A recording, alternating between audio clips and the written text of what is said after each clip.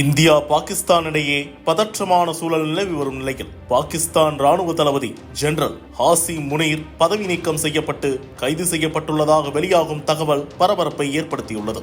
India மேற்கொண்ட operation சிந்தூரை தொடர்ந்து அதற்கு பழி தீர்க்கும் விதமாக நேற்று இரவு 8 மணி அளவில் தாக்குதலை தொடங்கியது பாகிஸ்தான்.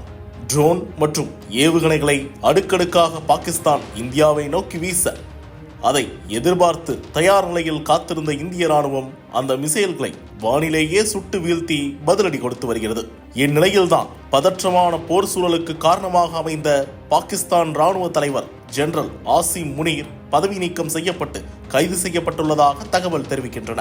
மேலும் அதைத் தொடர்ந்து கூட்டு படைத்தலைமை தலைவரான சாஹிர் ஹம்ஷாத் மிர்சா பாகிஸ்தான் ராணுவத்தின் தலைமை பொறுப்பை புதிதாக ஏற்றுக்கொண்டார் என்ற தகவல்கள் வருகின்றன. தனிப்பட்ட காரணங்களுக்காக, சுயநலமான லட்சியங்களுக்காக நாட்டில் குழப்பத்தை ஏற்படுத்தி ஜெனரல் ஹாசிம் முனீர் போர் சூழலை உருவாக்கிவிட்டதாக குற்றச்சாட்டுகள் எழுந்துள்ளது.